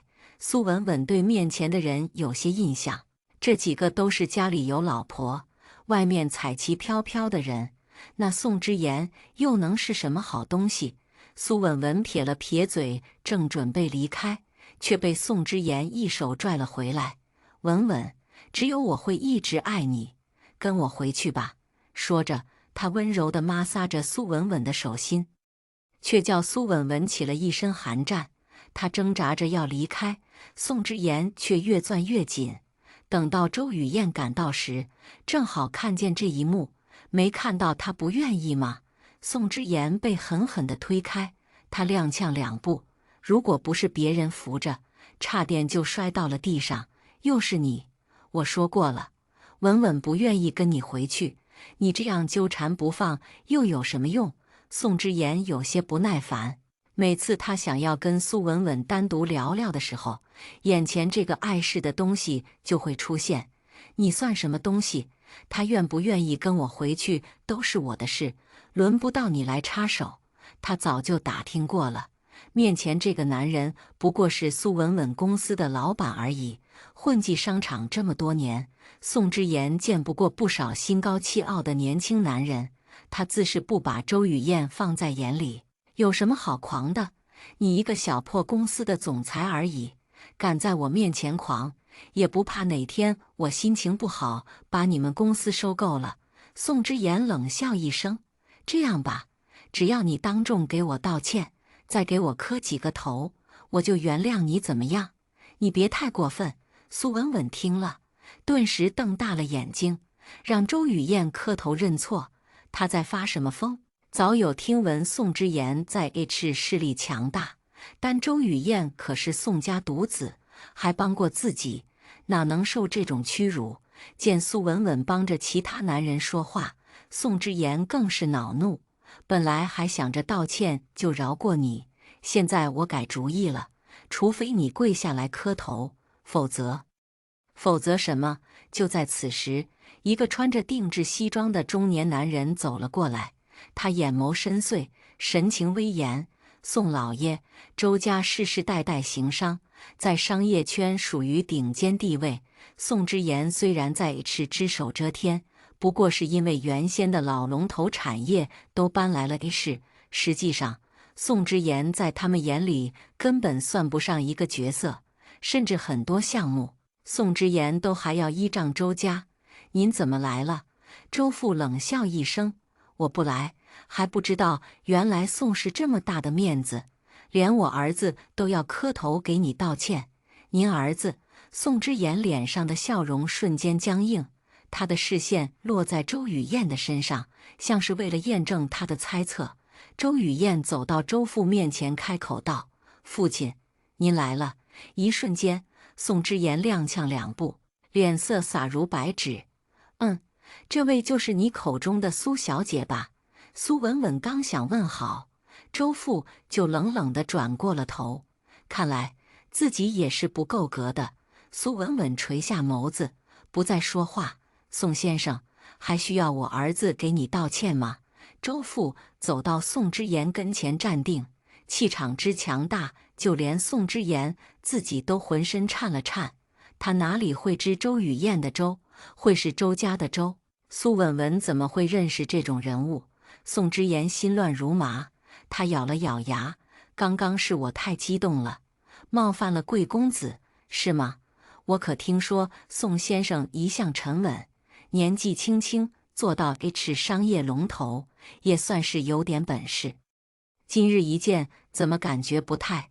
周老爷，是我有眼不识泰山，我在此向贵公子道歉。”说罢，宋之言不甘心地朝着周雨燕道了个歉，然后快速地离开，直到宴会结束，苏文文也没再看见他。周老爷子来了。周雨燕也没空再陪着苏文文，她叮嘱了几句，便让苏文文先回去。哪知苏文文刚走出宴会厅，就被一抹黑影拦住了。她刚想放声尖叫，就听见耳边传来熟悉的声音：“是我，竟然是宋之言，还真是阴魂不散。你又来干什么？”苏之言无奈地问道。男人没搭话，反而转头问他：“你是怎么认识周雨燕的？”苏文文其实也不太记得，她也不明白像周雨燕这样的人怎么会认识自己，还对自己这么好。所以是因为他，你才离开 H 要跟我离婚？宋之言攥着他的手紧了紧，一想到苏文文背着自己跟别的男人在一起，还如此亲密，尤其是在得知周雨燕的身份后，他更是极度的发狂。他怎么能背叛自己呢？你疯了吗？苏文文简直是无语透顶，他脑子里在想什么？这段时间他也不是没有查过，原来自己离开 H 是因为宋之言出了轨。一个出了轨的男人有什么资格来求得原谅？还反过来倒打一耙，说难听点就是不要脸。苏文文，我没想到你竟然是这种女人，就因为他是宋家的少爷，你就这么上赶着投怀送抱？你还有没有廉耻之心？啪！苏文文再也控制不住，一巴掌狠狠地扇在了宋之言的脸上，一瞬间空气凝固。苏文文气得上气不接下气：“我没有廉耻之心，怎么难道你就有了吗？你背着我跟别的女人乱来的时候，有没有想过你有老婆？”其实苏文文并不是生气他出轨，毕竟在他的记忆中，那段痛苦的经历已经是过去了。他只知道面前的男人实在是太让人恶心，凭什么出轨的是他，到头来还要把罪名按在自己身上？苏文文已经不是从前那个傻傻的为他付出一切的女人了，现在他只想狠狠地把面前的男人扇醒，叫他别这么自以为是，胡搅蛮缠。巴掌落下的片刻，宋之言整个人愣了愣。苏文文本以为这一巴掌下去至少会让他清醒一些，哪知宋之言忽然笑了，他激动地拉着苏文文的手：“我就知道你还在乎我，所以他是你特地找来气我的，对不对？”这一巴掌在宋之言眼里非但没有起到警醒的作用，却让他误以为是苏文文还在吃醋。苏文文简直是无语至极，他想抽出手，却发现宋之言越拽越紧。“文文，我就知道这么多年的感情你舍不得放下的。”夫妻10年，苏文文一直都体贴顾家，他自然是不会相信苏文文不爱自己了，吃醋而已。只要他哄一哄，像从前一样，很快苏文文就会愿意跟自己回家。可他错了，站在他面前的苏文文早就忘了两人的过往，忘记了两人之间美好的回忆。现在的宋之言对他而言不过就是一个出轨的渣男，可恨至极。放手！苏文文用尽全力甩开他，警惕地后退2步。“我已经不爱你了，也有了新的男朋友，纠缠下去有什么意义？”一句话顿时让宋之言脸色惨白。虽然之前早有表露过，可这是苏文文开口承认的。宋之言心口猛然颤了一下，他稳了稳神，观察着面前女人的表情，认真、警惕，全然不像是对一个爱人的样子。宋之言扯出一个僵硬的微笑：“文文，你在开玩笑对不对？我知道我错了，可你也不能。”苏文文皱眉：“你觉得这是玩笑吗？我有洁癖，接受不了你和林小雪的事。再者，竟然你那么爱她，放过我，成全你们，岂不是更好？”他甚至连后面的路都想好了，或者当初自己来到 A 市也是为了给他们机会。苏文文不得不佩服自己心地善良。说来，他还得感谢那个叫林小雪的女人，替自己除了害。宋之言焦急解释：“不，我不爱她，我怎么可能爱她呢？你是我老婆，我这一辈子只会爱你一个。”他只是……苏文文冷笑：“他只是什么？只是你一时昏了头，不小心出了轨。只爱他一个，就不会允许身边有别的女人出现。只爱他一个，又怎么会把自己气到离家出走？”说到底，宋之言流的不过是鳄鱼眼泪。谁知道回去之后会不会出现第二个林小雪？会不会又再次伤害他？虽然从前的事自己不记得了，但也不代表自己就是傻子。不是，苏文文不想再听他解释。不用再说了，我既然离开你，那一定是你做了让我失望透顶的事。解释有什么用呢？不过是一个又一个为自己的过错精心设计的借口。宋之言被他坚决的态度刺痛，所以他这是铁了心的要跟自己划清界限，还是说真的爱上了别人？一想到有这个可能，宋之言将手死死地攥紧。他不允许，他不允许有其他男人靠近他。所以你真的爱上了别人，苏文文，你就这么狠心？要比狠心，谁能比他宋之言更狠？苏文文之前查过了，林小雪回国的第1个月，他就豪掷千金送手镯。在外人眼里，他这个正妻就是个笑话，是他们爱情的牺牲品。他有什么资格说自己心狠？苏文文冷言：“我跟你没什么好说的。”说完转身离开。宋之言望着他离开的背影，神情偏执。我会让你回头的。苏文文还是低估了宋之言的下限。宴会结束后，周雨燕变得很忙，又为了避嫌，把苏文文调离了助理的位置。苏文文知道她之所以这么做，是在保护自己。她从办公室出来，刚走2步，就听见身后有人议论：怎么会有她这种人啊？明明有老公，还吊着我们总裁。依我看，他呀就是靠这种本事吃饭，偏偏总裁还信了他，他怎么还好意思留在这里呀？要是我早就走了。刺耳的议论声不绝于耳。苏文文本来并不以为他们是在讨论自己，直到他刚坐下，打开手机，看见了霸占整个屏幕的爆贴，账号的昵称是一个宋字，主页是属于宋氏的认证。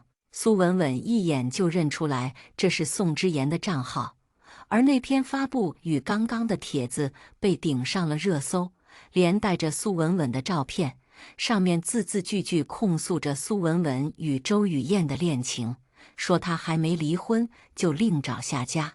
最后，宋之言却又深情地补上了一句：只要你愿意回来，我和儿子都等你。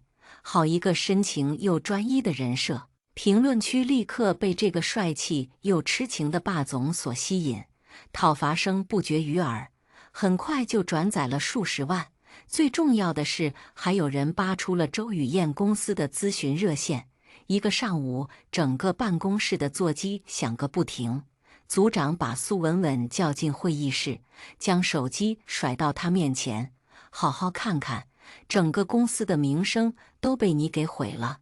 你叫我怎么跟总裁交代？”若是放在以前，组长肯定是不敢这样对他说话的。只是现在周雨燕把他调离身边，在外人眼里那就是失宠，前仆后继的人想方设法的给他难堪。苏文文哑口无言。宋之言这是故意的，他就是想让苏文文不论是在 H 还是 H 都混不下去，最后只能低头认错，回归他身边。他紧紧盯着屏幕上的帖子，最终叹了口气：“我会辞职，您放心，周雨燕帮了自己那么多，他也不会忍心看着自己连累公司。”于是就在周雨燕出差回来后，提交了辞职信。西装革履的男人看着手上的辞职信，俊俏的眉眼微微皱起。“你要辞职？为什么？”他知道宋雨燕一定看到了帖子，却故作视而不见，是为了让自己留下来。可苏文文不忍心，他没有办法做一个罪人。他垂眸说出了自己的心声，又感谢了这段时间周雨燕对自己的照顾。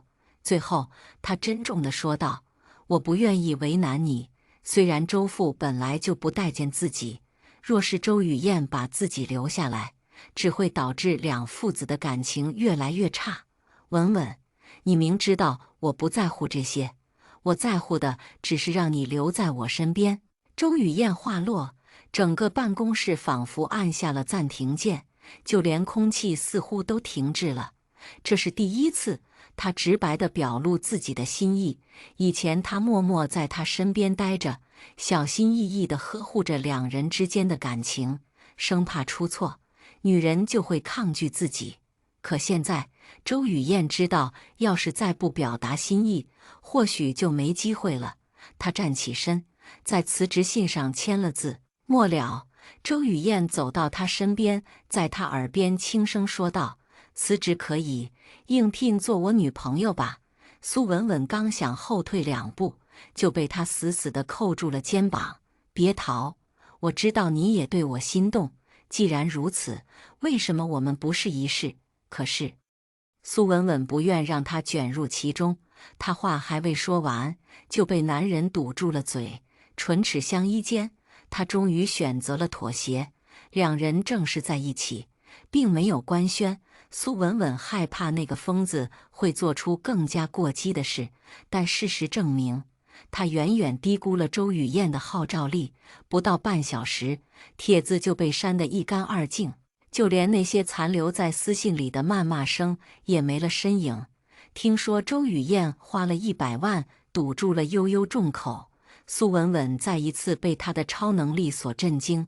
但同样的，她的心里也认清到了周雨燕的态度。周雨燕这人很贴心，就算是在一起了，也没有改变她表达爱的方式，了解自己的喜好，填补自己的生活。苏文文终于感受到自己是在被爱，被爱。此刻的幸福让她几乎快要忘了还有一个人正为她抓狂不已。两人刚一起看完电影，苏文文准备回家，却被一抹黑影捂住了嘴。她瞪大了双眼，正想大声尖叫，就看见宋之言出现在自己面前。她狠狠地踩了男人一脚，直到他倒吸了一口凉气，连连后退。你干什么？前段时间，苏文文本就对他已经厌恶至极，现在他出现在面前，苏文文恨不得上去把他揍进医院。文文，我有话对你说。宋之言一改之前的态度，变得无比诚恳。两人找了个咖啡厅坐下。你是说周雨燕骗我？听完宋之言的叙述，苏文文眯起了眼。在他看来，这不过是宋之牙言想挑拨离间的话术。哪知下一瞬，宋之言便拿出了一份文件。他有未婚妻，文文，你自己好好看看吧。文件里是周家和另外一个豪门的合作协议，还包括两家孩子联姻的信息。周雨燕是周家的长子，那么联姻的只有可能是他。苏文文的手颤了颤，她强装镇定地问道：我凭什么相信你？你以为周雨燕一直不公开，你是为了保护你吗？她只是怕被发现罢了。文文，只有我才是最爱你的。苏文文其实并不在意周雨燕不喜欢自己，经历了上一段失败的婚姻，她对爱情依然没有向往。但周雨燕的好，苏文文又怎么可能真的视若无睹？苏文文咬了咬唇，所以她也会骗自己吗？文文，离开他，小西瓜还在家等你一起过生日。我们约定过的要一起给他过10周岁。宋之言步步紧逼，苏文文看着近在咫尺的男人，抿了抿唇。离开他，然后呢？跟我回去，我会弥补之前的过错。眼见苏文文动摇，宋之言心跳加速。弥补之前的过错，苏文文内心嘲讽：要是他真的知道错了，又怎么会拿自己的清白开玩笑，导致现在自己如同过街老鼠？他所谓的过错，害得自己没了清白。回过神，苏文文已然平复了自己的情绪。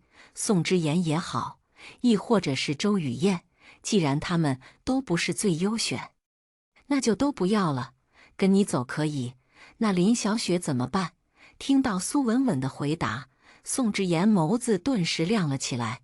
他拉着苏文文的手，连忙道：你放心，林小雪我早就把她赶走了，她以后都不会出现在你面前。男人拍着胸脯打包票。实际上苏文文并不在意，她只希望林小雪不要再出现于自己面前，免得让她心烦。如果她再出现，我们就到此为止。苏文文下了最后通牒。说实在的，她并不是原谅了宋之言，而是趁此机会借他之手离开。虽然她不明白为什么周雨燕明明有未婚妻还要欺骗自己，但她不是傻子。纵使周雨燕对自己再好，这些都只是浮在表面上的假象罢了。苏文稳定好离开的位置，是他结婚那年就想跟宋之言去的巴厘岛。宋之言还以为他是想到了过去，想要和好，仍不住红了眼。殊不知苏文文早就提前在那看好了工作，做他最喜欢的设计。想必靠着宋之言的资源，他还能找个不错的岗位。事实也果真如此。宋之言安排好了一切，还像小狗一样跑到他面前邀功：老婆，我对你多好。宋之言刚想凑近一些，就被苏文文面无表情地推开了。他也不恼，以为苏文文还在闹脾气，只是温顺地坐在沙发上，撑着头看他，像是很久很久以前两人刚在一起的那会，男人眼里只有他。小西瓜小心翼翼地从房间里探出头来：“妈妈，你能跟我一起做作业吗？”苏文文面若寒冰，她看着小西瓜，比起宋之言，她还挺喜欢这个孩子的。但当她看到网上那些照片时，顿时如吞了苍蝇一般难受。没想到自己的孩子都站在林小雪那边，这父子俩，一个没良心，一个有病。妈妈，小西瓜走到她面前，可怜巴巴地抬起头：“妈妈，你为什么不理我？你不爱我了吗？”小西瓜从小是被苏文文惯着长大的，几乎是被苏文文捧在手心，从来没有吃过苦。但苏文文对他的生活方面要求很严格，这才导致了他厌恶苏文文，喜欢林小雪。可直到苏文文离开后，他好几次吃了林小雪带来的东西拉肚子，又加上林小雪在没有宋之言在的时刻对他冷眼相待，小西瓜才知道，林小雪所谓的温柔形象都是装出来的，苏文文才是真的为自己好。我要去休息了。苏文文一个正眼都没留给他，起身就往房间里走，留下这两父子面面相觑。小西瓜吸了吸鼻子：“爸爸妈妈是不是真的不要我们了？”“闭嘴！”宋之言呵斥道。他现在满脑子都是想着如何把苏文文哄好，这一切都是他自作自受。就算现在苏文文对他们冷嘲热讽也是正常的，如果不是当初自己一时鬼迷心窍，说不定他们一家人到现在都是和和美美的。想到这里，他脸色阴沉，拿出手机打了个电话。宋之言资助他开了个工作室，就坐落于巴厘岛最中心的地方，场地是直接买下来的。苏文文不用猜也知道他花了很大的价钱。看着门店的装修，苏文文啧啧两声。为了讨自己的欢心，宋之言还真是下了血本。接下来的这段时间，苏文文几乎忙得前后脚不着地。他一边设计作品，一边给自己做推销。宋之言每天早起给他做早餐，送他去工作室，即使下大雨，也是风雨无阻。小西瓜也每天翘首以盼地等着他回家，给他打电话、发视频，告诉他老师布置了什么作业。但苏文文从未回过，他再也没有回过公寓，而是拿着自己赚的第一笔钱买了一套小洋房，自己住。宋之言不敢有怨言，他只能默默地看着苏文文一步一步走得越来越好，离他越来越远。但他毫不奢求，只希望他能留在自己身边。苏文文回 H 出差，宋之言说什么也要跟来，但他拒绝了。如果他跟在自己身边，苏文文一定会被甲方看成是只能靠男人的合作方，他要自己拿下这笔订单。当苏文文赶到 H 的时候，却碰上了一个意料之外的人，是林小雪。她穿着服务员的衣服走进包厢里，看见苏文文时，猛地愣了愣，身后的人狠狠地推了她一把：“看什么呢？耽误了上菜，小心挨骂！”林小雪瞬间垂下眸子，咬着唇走到苏文文面前上菜。坐在旁边的男人不怀好意地摸了她大腿一把，林小雪颤抖着，却不敢反抗。苏文文虽然讨厌他，但见此情景，也不免皱了皱眉。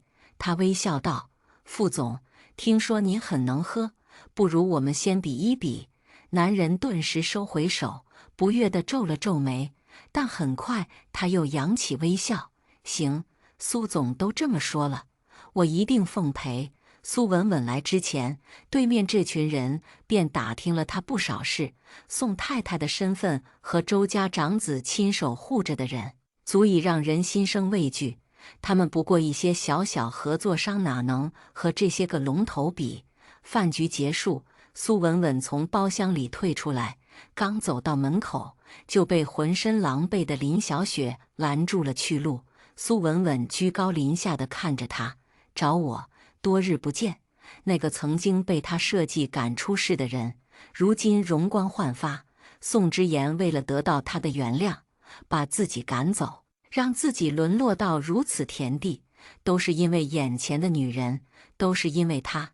越想，林小雪浑身颤抖，她迅速地冲到苏文文面前，猛地拿出一张帕子捂住了苏文文的鼻子。苏文文本就喝了不少酒，此时此刻的酒精味钻进了他的鼻腔，他浑身乏力，重重地晕了过去。再次醒来，苏文文身处一个废弃的工厂里，他的四肢都被绳子绑住。苏文文企图从地上爬起来，却根本没有力气。他半眯着眼，看着眼前双目猩红的女人林小雪在他面前蹲下。昏暗的灯光下，他看清了来人手中拿着的小刀。你很得意吧？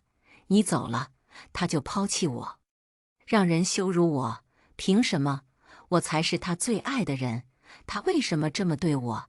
林小雪怒吼着，披头散发的样子看起来格外吓人，尖锐的声音几乎要穿透苏文文的耳膜。她头昏脑胀，脑海里不时闪过一些零零碎碎的片段，林小雪发的威胁照片，还有他们亲昵的画面，苏文文全都记起来了。看着面前发狂的林小雪，她冷静的可怕。忽然，她扑哧一声笑了出来。林小雪被她的笑声愣住。你笑什么？苏文文问。你爱他吗？她边说着，边用地上细小的石子摩擦着手腕处的绳子。面对这个问题，两人都心知肚明。林小雪爱宋之言吗？答案自然是否定的。如果爱，她当初又怎么会嫌弃宋之言穷而离开？她回来的目的就差写在脸上了。所有人都知道，唯独当时的宋之言视若无睹。林小雪心虚地抿了抿唇。当然，你不爱他，关你什么事？林小雪如同踩了尾巴的老鼠，激动不已。苏文文并没有理会她的愤怒，而是再次开口道：我在问你，你觉得他爱你吗？他当然爱我，如果不是因为你，他早就什么？早就娶你。别傻了，到现在我们都还没离婚呢。你猜为什么？因为他舍不得，因为我才是陪他走了10多年的女人，而你不过是他无聊时的消遣。你胡说，有没有胡说？你心里最清楚。要不然，为什么我一走，他就不要你了呢？因为你在他心里根本就不重要。林小雪，你骗我，不可能的。他说了他爱我，他说了他忘不掉我。苏文文冷笑一声，可他还是丢下你了，不是吗？说到底，我们没有什么区别。一定是你跟他说了什么，否则他怎么会丢下我？凭什么？就在这时，苏文文猛地挣脱开绳索，一把将他推倒在地。林小雪还没来得及反应，瞬间脸上就被甩了一巴掌。你，啪，又是一巴掌。苏文文打得痛快，她早就想这么做了，一忍再忍，正当自己是病猫啊！我打你是警醒你，你恨的应该是他，而不是我。你好好想想，让你变成现在这样的是谁？让你饱受痛苦的是谁？现在的林小雪就像极了当初意识到宋之言变心时的自己，愤怒、猜忌。宋之言心狠，爱的时候能给你一切，不爱的时候就能把所有的都收回。无论是他还是林小雪，亦是如此。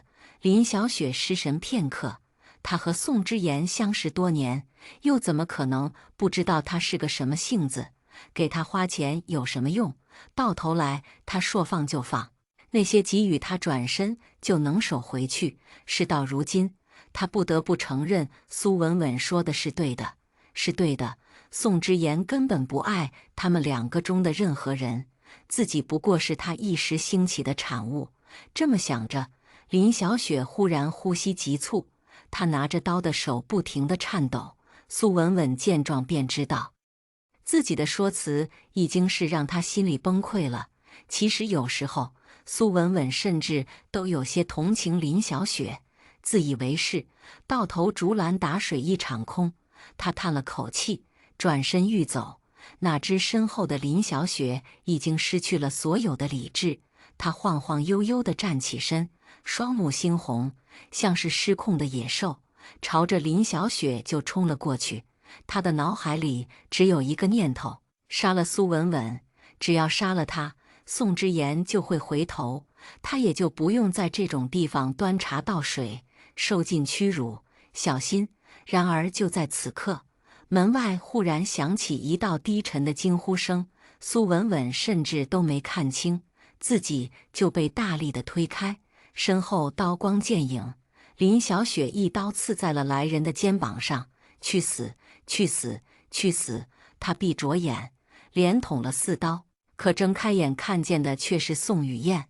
他猛地尖叫一声，松开了刀柄。怎么会是你？怎么会？苏文文也从地上爬起来。宋之言呈现出保护姿态，他护在苏文文的头顶，鲜血顺着他的腹部一滴一滴地砸在苏文文的脸上。文文，没事吧？可嗨嗨！说完这句话，周宇昼夜支撑不住倒在了他的身上。彼时，又有2道惊呼声从大门口传来，是宋之言和小西瓜，而他们的身后是一队警察。苏文文冒了一身冷汗，他喉咙嘶哑，看着倒在血泊中的周雨燕，浑身颤抖。众人赶到医院，周雨燕已经由于失血过多昏迷了过去。进了 ICU， 门便被重重地关上了。你怎么样？有没有受伤？宋之言吓得要命。天知道他看见苏文文浑身是血的时候，他有多害怕。他拉着苏文文左看看右看看，确保没有受伤，才松了口气。宋之言，你真该死！苏文文面无表情地看着他，男人面若寒冰，脸上的神情忽然变得僵硬。如果不是你逼他，他就不会走投无路绑架我，甚至是想杀了我。你知不知道，如果没有周雨燕，或许现在躺在病房里生死未卜的就是我了。他也不知道林小雪竟然疯了一般对苏文文下手。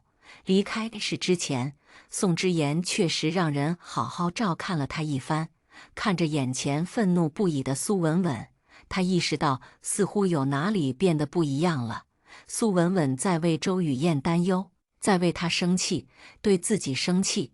这一刻，宋之言清楚地感受到，似乎有什么正在离自己而去。他忽然就慌了神，不顾这还在医院，扑腾一声跪在了苏文文面前。文文，我知道错了，是我没有处理好，让你受了伤。我以后一定会注意的。我现在就打电话把林小雪处理掉。说着，他拿出手机，哆哆嗦嗦的就要打电话。可谁知苏文文一巴掌拍掉了他的手机。看着眼前卑微到了极点的男人，苏文文冷言：你觉得有意义吗？宋之言，我说过，如果他再出现在我面前，我们就结束。其实就算是林小雪不出现，苏文文也会说这句话，不过是时间问题。他绝不可能原谅宋之言，所以这个婚他迟早会离的。妈妈，爸爸很担心你，你别不要我们。我以后会乖乖听话，会乖乖在你身边。我只要妈妈，我只要妈妈！呜呜呜！像是察觉到了苏文文要离开，小西瓜焦急万分，一把拽住了苏文文的胳膊，哭得上气不接下气。你妈妈早在半年前就被你抛弃了，你忘了吗？是你先不要她的。苏文文面无表情地说完，手术室的灯一直亮，正好灭了。他走进病房，不顾身后宋之言悲伤的目光。文文，周雨燕命大，林小雪刺了那么多刀都没命中她的重要器官，勉强捡回了一条命。毕竟是自己的救命恩人，苏文文多了几分耐心。为什么你会出现在那里？又为什么要救我？周雨燕犹豫片刻，最后把前因后果全盘托出。原来她和苏文文早就认识，只是那时候的苏文文年纪尚小，并不记得自己。后来苏文文去的哪家催眠机构，正好是她主管的地方，所以当她知晓这半年来苏文文过得生不如死的时候，非常生气，趁着苏文文做完手术带走了她。我问的是未婚妻的事情，你为什么瞒着我？我没有未婚妻，那都是家里安排的。你走后，我便跟家里坦白不会娶她，而且我的心里只有你，所以我一直都跟着你，保护你。你不知道当时我有多害怕。苏文文开口打断，所以你还是骗了我，是吗？是，对不起，看在我救了你一命的份上，能不能给我一次机会？周雨燕从病床上爬起来，稍微用力了一些，腹部的伤口就被扯开。她是故意的，想让苏文文心疼，但女人什么都没说，只是轻轻地拍了拍她的脸，认错，晚了，不过你有赎罪的机会。好，3个月后，苏文文的公司正式上市，周雨燕以周氏总裁的身份进行投资，还公开表明自己正在追苏文文。至于林小雪，因为过失伤人，判刑20年。苏文文的开业大会上，宋氏和周氏2位总裁充当她的左右护法，台下的人艳羡不已。嫁给豪门本就是天方夜谭，而眼前这位姐不仅拿下了豪门，还是2个。轮到苏文文发言时，记者询问苏总：“您觉得您成功的秘诀是什么？”苏文文微笑：“爱自己，只有爱自己，才有人爱你。”